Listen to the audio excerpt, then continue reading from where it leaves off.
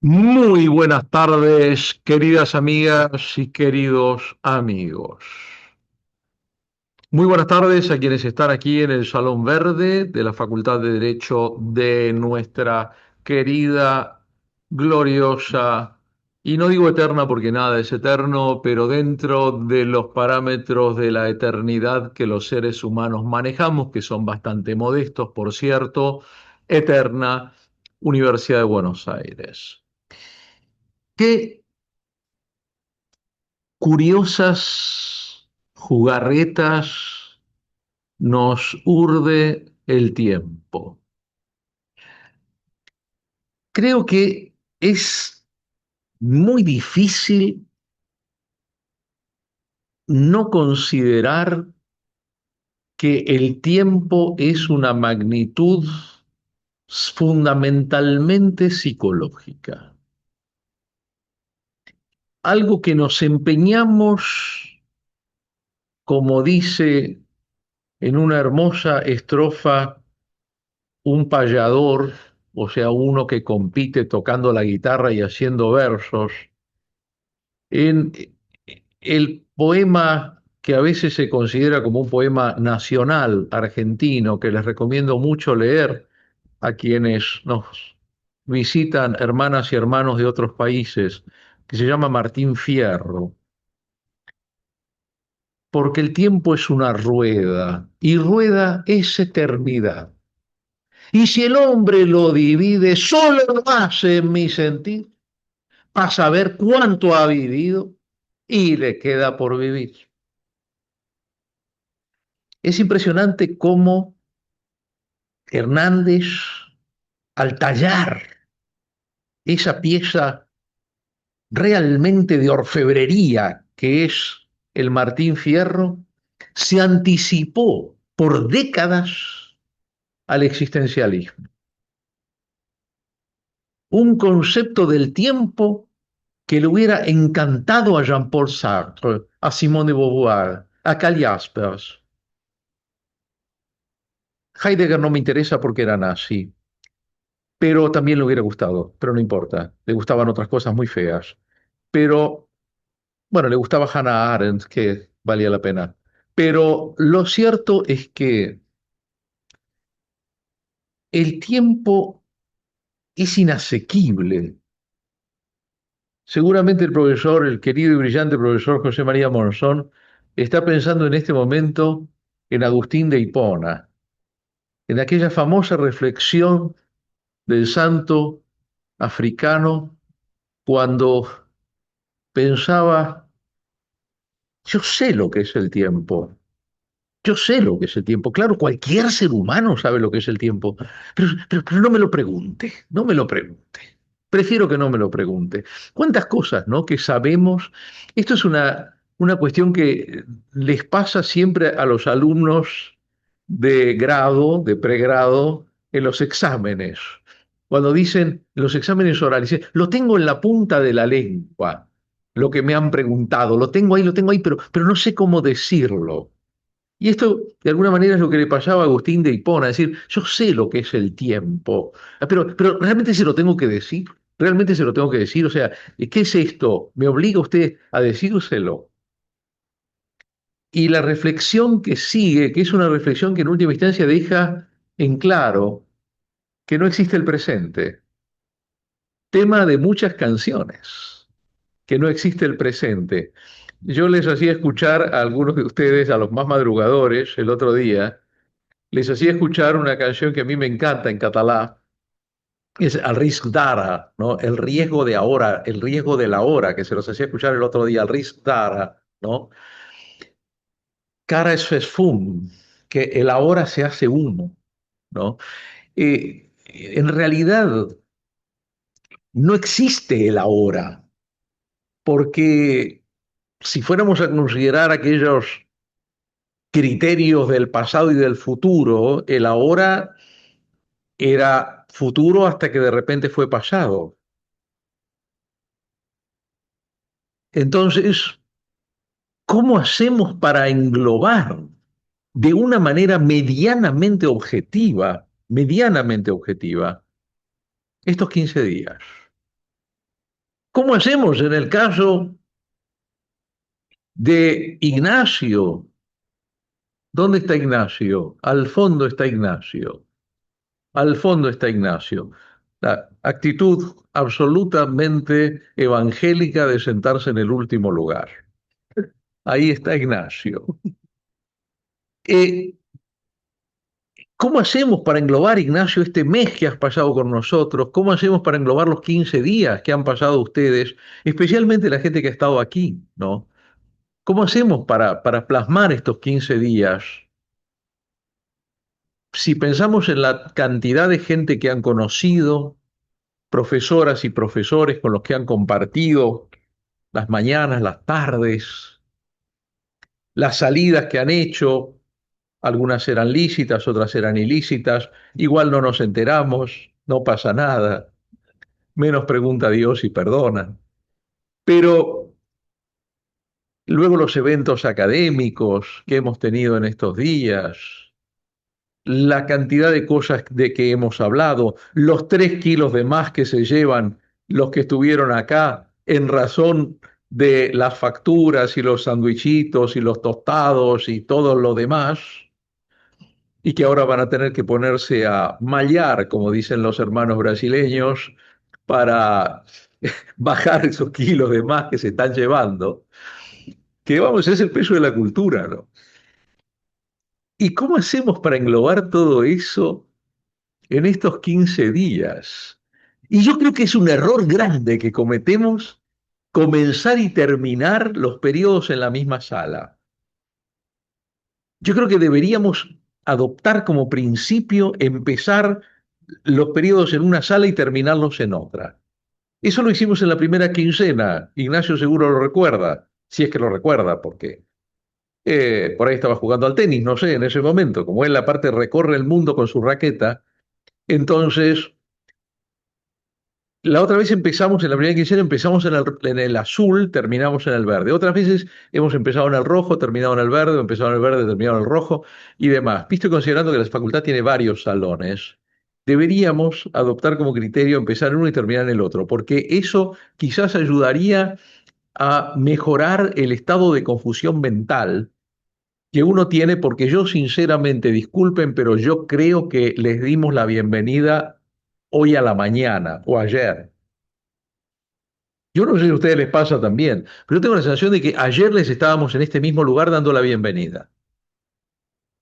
No sé qué pasó, no sé si fue un sueño, no sé si fue un sueño, no sé, los sueños sueños son, y esto parece que no lo fue, o sea que no lo habrá sido. Hay una cosa que ha quedado en muchos de ustedes que han venido por primera vez, porque este grupo tiene mucha gente que ha venido por primera vez. Se van, y díganme que me estoy equivocando, se van con la Universidad de Buenos Aires grabada en el corazón. Joemar se va con una camiseta que casi no se la saca ni para dormir de la Universidad de Buenos Aires, va a llegar de vuelta a Brasil con un olor insoportable porque se la ha dejado todo el tiempo prácticamente. Eh, Otros han venido como Fausto, muy orgulloso, luciendo su camiseta de la Universidad de Buenos Aires.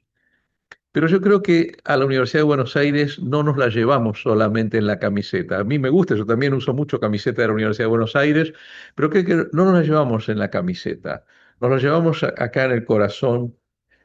Y les digo una cosa, esta es a partir de ahora la casa de ustedes y no nos molesta que tengan otra casa en Brasil, en Colombia, en Ecuador, no nos molesta en lo más mínimo que tengan otra casa más. No estamos en una actitud monogámica. Poliamor.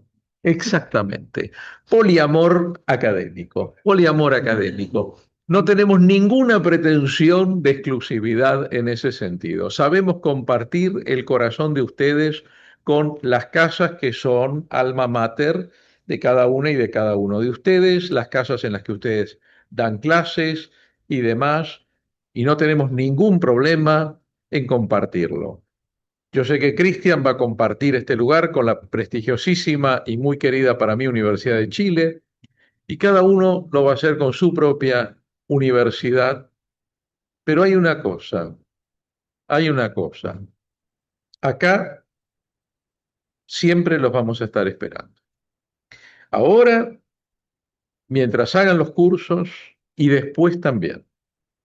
Y después también. Una vez un querido alumno que ya hace rato que se doctoró, de Brasil, de Río de Janeiro, un carioca, muy carioca, me dijo cuando pasó a hablar, como van a hablar ahora nuestros compañeros y compañeras, dijo, caí en una trampa. Yo pensé, ¿qué es para decir? Que caí en una trampa. ¿Por qué? Dice, porque me dijeron que venía a hacer un doctorado. No me dijeron que iba a pasar a ser parte de una familia para todo el resto de mi vida. No me avisaron eso. No me avisaron eso. Por eso yo les digo y les insisto, cuando alguien me dice, no, porque el contrato, porque, o me hablan en términos jurídicos, obligacionales y demás, no la entendieron. Esto pasa por otro lado. Esto pasa por otro lado. No te vas más de acá. No te vas más de acá. De los profesores y profesoras que ustedes tuvieron en estos 15 días, de los profesores y profesoras que estuvieron dando clase en este mes, varios fueron alumnos del programa. Es muy normal que quienes terminan y se doctoran, luego regresen como profesoras y profesores del programa. Y eso esperamos de ustedes también.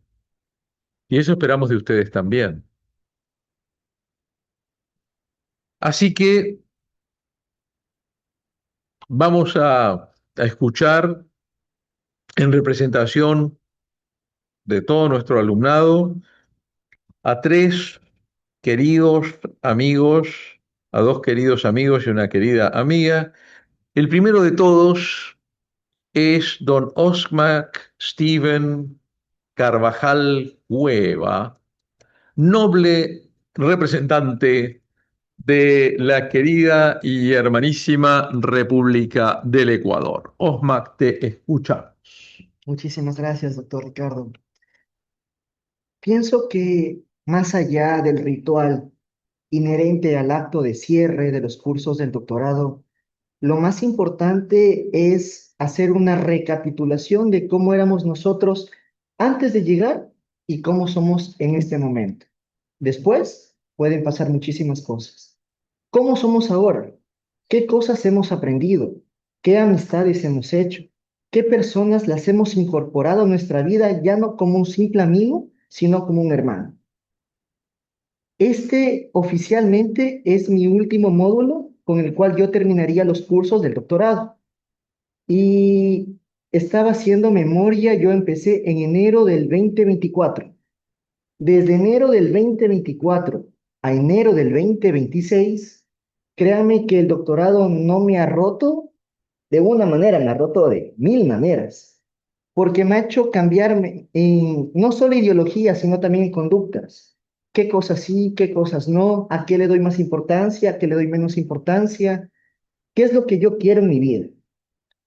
Y algo que en alguna clase nos dijo el doctor Ricardo es la verdadera universidad y el verdadero doctorado es qué es lo que se hace después de las clases, qué es lo que se comparte con los compañeros, qué es lo que uno empieza a incorporar ya no solo como de su cultura, sino de otros. Las palabras que aprende, las expresiones que aprende, cómo esa parte de uno se empieza a relacionar y hacia la de uno. El camino del doctorado, de lo que he ido viendo, experimentando, no es evidentemente nada fácil, es un proceso, pero el detalle es dar un paso a la vez, tan solo eso. No dejar esta experiencia en el aire, sino seguir avanzando constantemente, ir empezando ya a definir qué es lo que uno quiere, no solo investigar, sino quiere dejar una huella, porque yo considero que el doctorado es eso, dejar una huella. El doctor Ricardo muchas veces, incluso en clases, está hablando de un tema y nos empieza a contar de una anécdota. Y es justamente eso. cuando nosotros estamos dando una conversación, una palestra, una charla o incluso entre amigos, estamos hablando de un tema y ese tema está atado a un suceso que nosotros lo experimentamos. Evidencia empírica.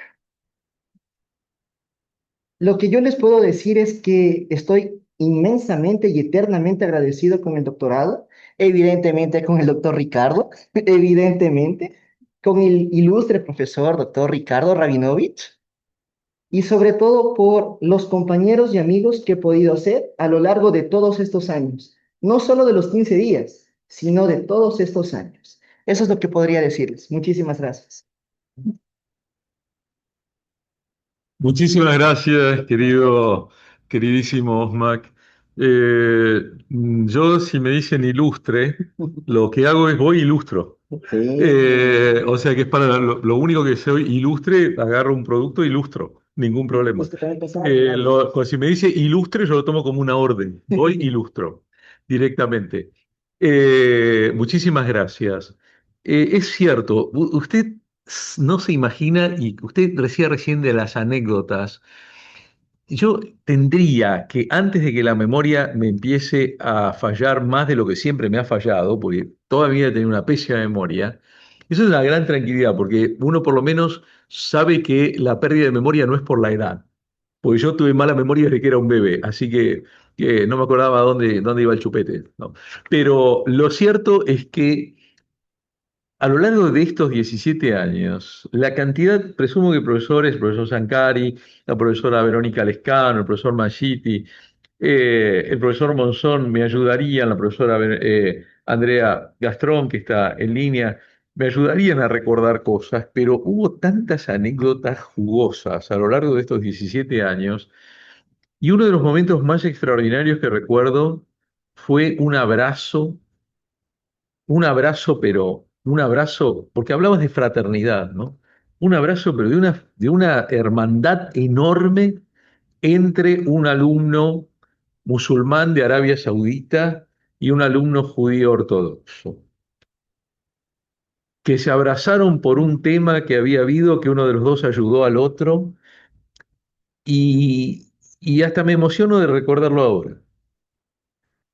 El momento en el cual nuestros dos alumnos generales del ejército de Angola, el que en la guerra civil luchó por el ejército oficial y el que luchó por el ejército de la guerrilla, y que ambos firmaron el Acta de la Paz y ambos se volvieron íntimos amigos y vinieron acá a hacer el curso, y cuando nos contaron sobre cómo se hizo la paz en Angola y lloramos, todo el salón rojo que estaba lleno y todos secándonos las lágrimas cuando nos contaron cómo hicieron la paz en Angola.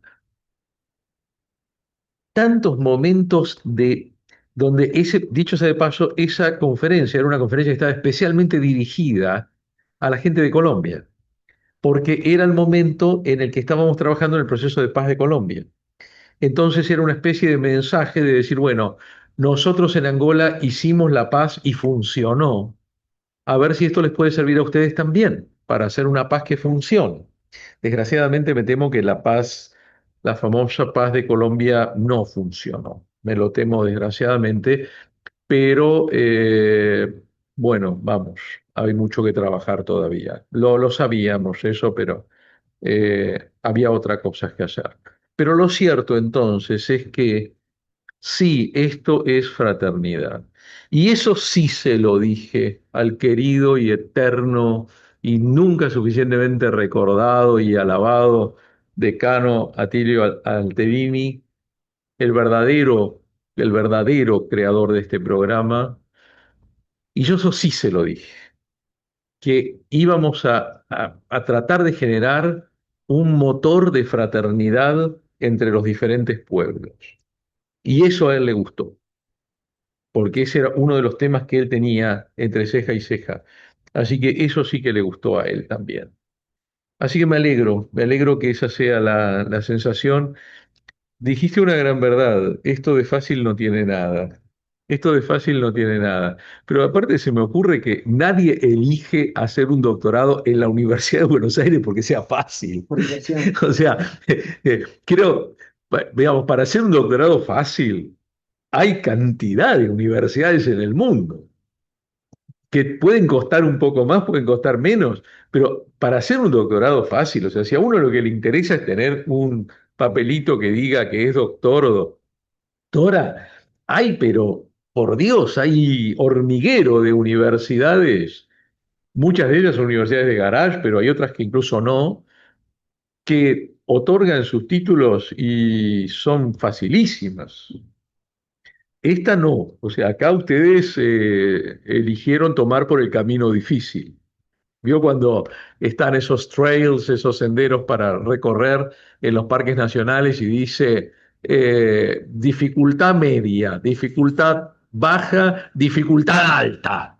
Entonces usted ve solamente la gente que va equipada, que van con botas y demás. Bueno, esta es dificultad alta.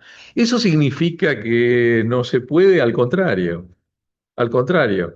Pero yo insisto en algo que se los digo siempre y voy a seguir insistiendo. Parafraseando a Albert Einstein, esto es 1% de inspiración y 99% de transpiración. O sea, incluso aumenté los porcentajes. El doctorado es terquedad, teimosía en portugués. Es terquedad. Es ponerse a la mañana, Fausto, y en realidad usted tendría que inspirarse en su homónimo, porque el gran tema que no lo entendió, no lo entendió Gounod en la ópera, que volcó más que nada el problema de Fausto con el amor por Margarita. Y en realidad Fausto el amor que tiene es por el conocimiento. El doctor Faust de Goethe, en realidad su problema es que ya viejo, ya jubilado de la universidad, se da cuenta que cumplió con todas las reglas, que hizo todas las cosas que había que hacer, que actuó siempre dentro de los parámetros. Por eso Goethe está actuando, a pesar de que no le gustaba que lo llamen romántico, pero está actuando en el romanticismo cuando crea al doctor Faust. Porque es ese decir, caramba, ¿y si yo no hubiera respetado todo esto? ¿Y si yo hubiera buscado por todos lados y transgredido, quizás yo habría sabido muchísimo más? Y ahí es donde aparece Mefistófeles y le hace firmar, ¿no? Yo estoy muy de acuerdo con Fausto y además, como todos ustedes saben, al final en la segunda parte Dios lo perdona a Fausto, ¿no? Dios no lo condena, Fausto lo perdona. Entonces, yo creo que uno tendría que tomar ese punto de vista, no en el sentido de transgredir todo ni nada, pero en el sentido sí de animarse y de sentir una cierta autoestima. No soberbia, Joemar, no soberbia. No, Alexandre, soberbia no. Autoestima sí, autoestima sí. Saber que uno lo puede hacer. Andrei se levanta a la mañana y dice, ¿podré ser doctor de la Universidad de Buenos Aires? Y lo llama Vinicius y le dice, Vinicius me preguntó si seremos posiblemente doctores o no. Y entonces Vinicius le dice, por supuesto que sí. ¿Por qué? Porque un tarado como Ricardo pudo ser doctor, entonces ¿por qué no lo vamos a hacer nosotros? Así de sencillo. Y entonces Andrei le dice, hombre, tienes muchísima razón. Voy a llamarlo a Genildo para tranquilizarlo y que no se suicide. Esta es la cuestión. Como decía nuestro queridísimo, mi hermano de la vida, Carlitos Ramos Núñez, el gran peruano, que decía cómo hacer una tesis doctoral y no envejecer en el intento, ¿no? Eh, Se puede hacer. Es difícil, Daniel, es difícil, pero si su homónimo pudo salir de los leones, entonces usted puede hacer el doctorado. ¿Qué le parece? Así que Muchísimas gracias, Osmak. Y le paso la palabra. Vamos a Brasil, el primer país que estuvo representado en este programa, con la sabia palabra de don Renato de Souza Matos. Ah, boa tarde a todos. Excelentíssima professora Verônica, professor Ricardo, nobres colegas da mesa, excelentíssimos e ilustres colegas. Com satisfação que falo para vocês. Assim, inicialmente vou agradecer a Deus e aos orixás da Bahia, claro. Eu me considero um eterno aprendiz.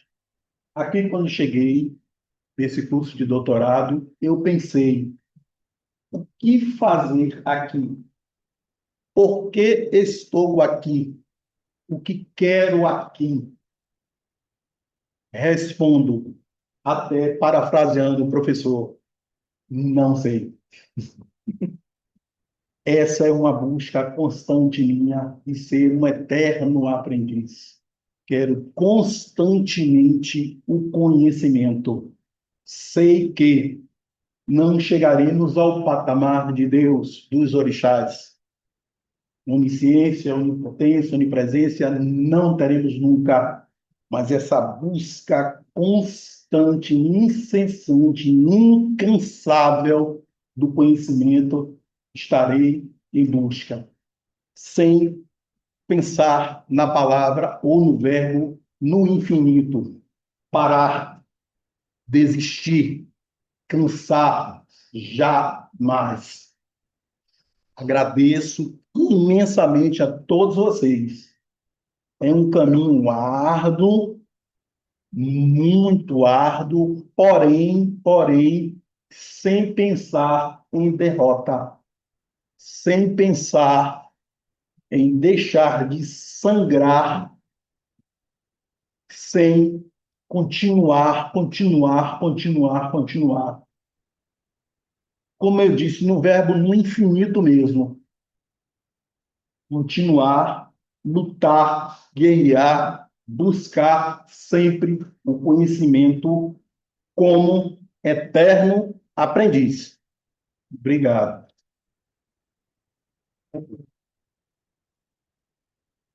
Muito obrigado, querido Renato, que mencionou os orixás. Então, em nome de Xangô, em nome de Oxalá, em nome de Oxalá, eu te agradeço muito por tuas palavras. Tu sabes que, junto com o querido professor Wilson Alves de Souza, nós temos assistido juntos ao Terreiro Gigantuá, não? Excelente. Para participar das cerimônias do Candomblé, que os dois gostamos muito e respeitamos muito, não? Muito obrigado, querido Renato. Brasil fue nuestro primer país. Vinieron en enero del año 2009 los históricos 50 y algo brasileñas y brasileños que fueron la primera camada. La primera camada de este programa fue íntegramente brasileña. Así que bueno, Brasil tiene siempre un lugar en nuestro corazón en este programa. Hay mucha gente todavía en la facultad que dice el programa de los brasileños, ¿no? Que no han registrado que, bueno, luego entraron 42 países más, pero lo siguen llamando el programa de los brasileños porque impactó mucho en aquel momento de esa manera. Va a poner un cierre, un broche de oro a esta reunión nuestra queridísima amiga argentina. Es interesante porque Argentina fue,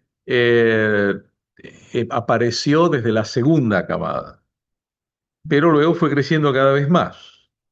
Ahí la tenemos a Marisol, también de Argentina, y fue creciendo cada vez más.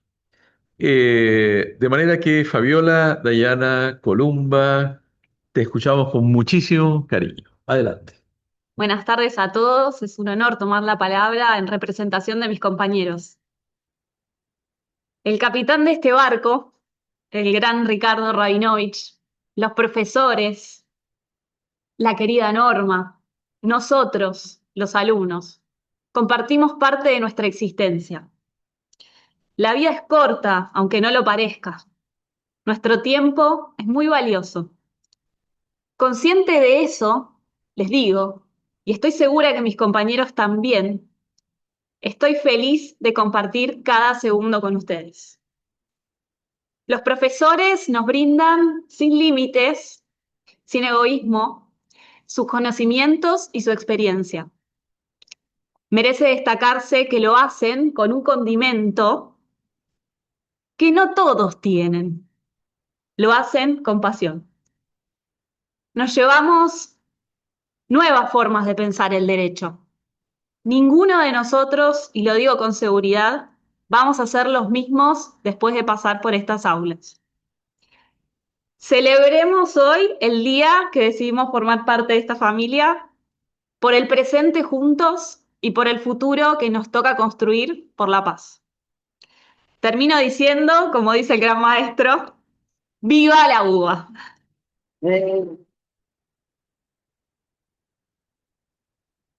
Muchísimas gracias, querida Fabiola. Muchísimas gracias.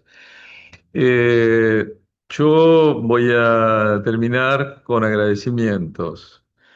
Voy a agradecer, primero que nada, a las autoridades de nuestra facultad, a nuestro querido decano, que es profesor permanente de este programa desde sus inicios, el profesor doctor Leandro Vergara, eh, nuestra queridísima vicedecana, también profesora permanente de este programa y que estuvo en la inauguración del primer periodo de este mes de enero, la profesora doctora Silvia Nona, el querido secretario académico, el profesor Lucas Bettendorf, que quería venir hoy, pero yo sé que necesitaba descansar, así que le sugerí que no era necesario que viniera. Nuestra querida subsecretaria académica, que ha sido profesora de varios de ustedes en estos días, la profesora doctora Laura Lora, a todas las autoridades, al señor director del departamento de posgrado, el doctor Daniel Pastor, al señor subdirector del departamento de posgrado, el profesor Leandro Martínez, que estuvo con nosotros en la inauguración de la primera reunión del mes. La verdad es que sin el apoyo de las autoridades de la facultad no se podría llevar adelante este programa y menos durante tanto tiempo. Pero también quiero agradecer a toda la gente que algunos los vemos y a otros ustedes no los ven. No ven, por ejemplo, en general al personal de limpieza, que está todas las mañanas antes que ustedes lleguen, y que es el personal que genera que ustedes tengan unos pisos que brillan, que tengan los cestos de residuos vacíos, que tengan las aulas en buen estado y demás, el salón del fondo en buen estado. Son gente maravillosa que hace su trabajo eh, al ritmo a veces de cumbia y demás. Me ha pasado algunas veces llegar temprano y ponerme a bailar ahí con la música que ponen mientras trabajan, porque es medio como que les ayuda a trabajar, bailar, y la verdad es que es gente maravillosa que hace que podamos trabajar. La gente del catering, que es la responsable del engordamiento de todos nosotros, y que nos está esperando ahora con unas comiditas. La gente del catering, que es gente maravillosa, realmente excelente, que bueno, nos brinda ese servicio siempre que va por mucho más allá de la obligación jurídica que tienen, muchísimo más allá, muchísimo más allá. Y el personal de posgrado, del personal de posgrado que nunca vienen, que les digo siempre que vengan y nunca vienen a los actos de cierre porque son gente de un perfil muy bajo y que no les gusta estar cuando los aplauden y demás. pero realmente es la gente, o sea, ustedes lo conocieron a Adrián, lo conocieron a Javier, pero luego está Romina, luego está Karina, toda la gente que está alrededor del departamento, Leonardo Cedrón, que ustedes no lo ven, pero que es el responsable de que el sistema de Zoom funcione, y demás nombres que no voy a seguir porque seguro que me olvidaría. Está Daniela y bastantes más.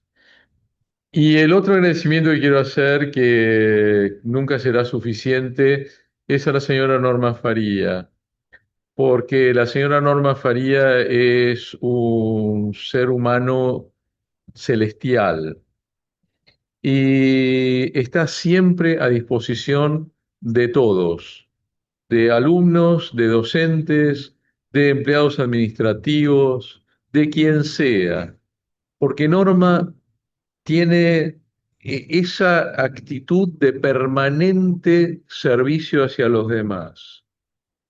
Y yo la verdad es que agradezco enormemente a Dios el contar con Norma en este programa, porque realmente hay que reconocer que muchas veces me saca las papas del fuego.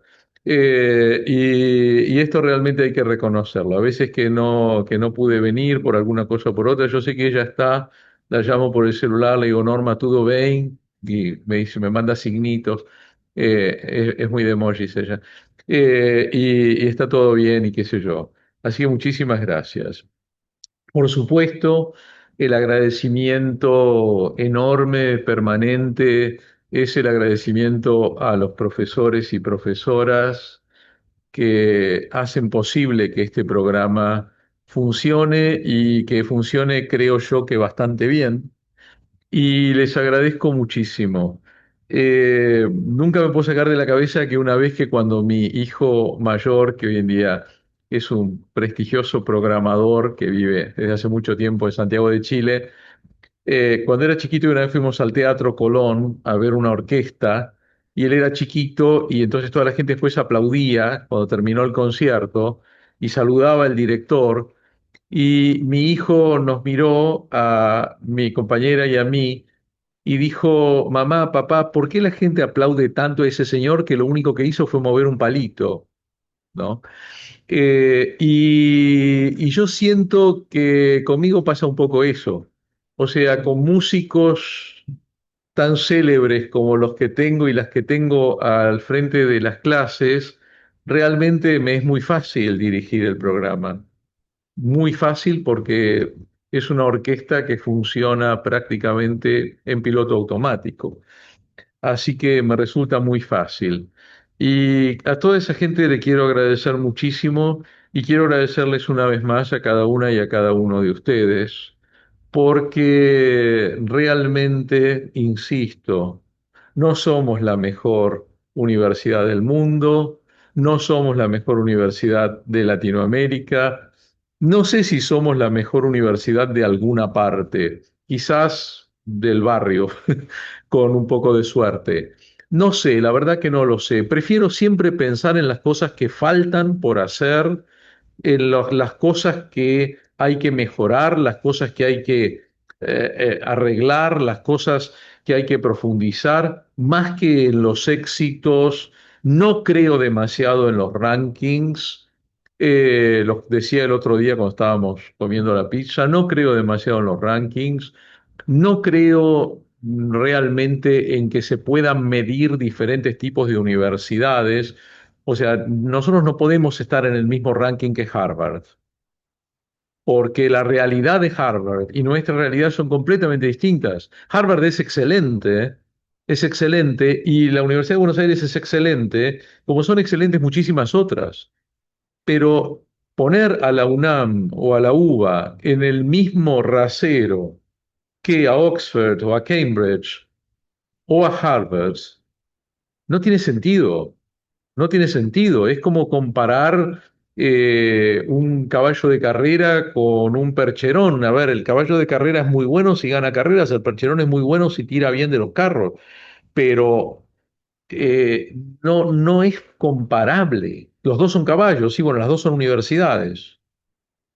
pero de ahí a ponernos a comparar con estructuras completamente distintas, con realidades completamente distintas, con gastos de los estudiantes completamente distintos, donde el pago por mes de un estudiante promedio es de varios miles de dólares, o el pago promedio de un estudiante de pregrado acá es cero, absolutamente cero. Es más, la universidad le brinda cosas gratuitamente. Entonces, podemos comparar. Entonces, yo creo que realmente elegir una universidad para hacer el doctorado es algo difícil, es algo que requiere realmente mucha reflexión. Y yo les agradezco muchísimo que hayan elegido la UBA. Se los agradezco muchísimo porque estoy plenamente convencido de que podían haber elegido otras universidades que también son muy buenas. Y les agradezco mucho por haber elegido la UBA.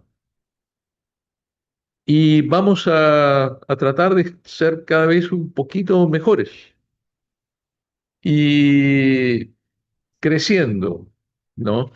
Hay una hermosa película que yo les recomiendo mucho ver y de la que hablé el otro día con algunos de ustedes, que es la película Hermano Sol, Hermana Luna, una película de Zeffirelli sobre Francisco de Asís y Clara, eh, que es muy linda, es un poco fantasiosa en muchas cosas, pero es muy linda y tiene unas canciones hermosas.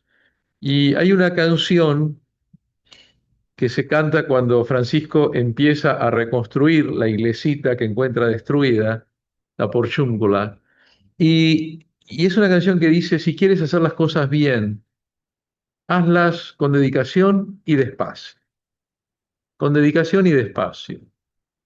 Y yo creo que para que funcionen bien todo, desde el doctorado hasta todo, hay que hacerlo bien, con dedicación y despacio.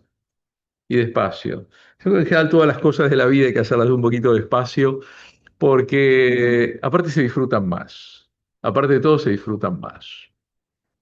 Así que muchísimas gracias. A veces hacíamos el grito de Viva la Uva, ahora no lo estamos haciendo más, porque lo hacemos en nuestro corazón.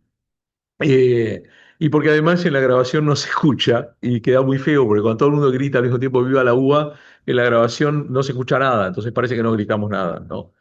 Pero sí me sumo al Viva la uva y prepárense porque ya anuncié algunas cosas el otro día, va a haber modificaciones en el programa, va a haber modificaciones bastante interesantes que como el otro día todos cuando se lo supieron me dijeron que les parecían muy buenas. Las voy a anunciar en los próximos días. Con algunos de ustedes por ahí me encontraré por Zoom la semana que viene, quienes empiecen a hacer la especialización en derechos fundamentales y cultura jurídica en la Universidad de Girona. Yo estoy viajando mañana a Cataluña, Dios mediante. Así que con algunos me encontraré y con otros nos estaremos encontrando en otro momento, pero esta es la casa de ustedes, vuelvan siempre. Este edificio que hasta ahora para ustedes era cuando venían a Buenos Aires, esta especie de templo griego gigantesco que mete un poco de miedo, ahora es la casa que se llevan en el corazón. Gracias, un abrazo para todos y gracias a la gente que nos ha estado acompañando por el Zoom. Y entonces nos vamos a comer algo los que estamos acá. Los demás, bueno, cuando vengan les vamos a reservar algunos sandwichitos. Muchísimas gracias, muy buenas tardes.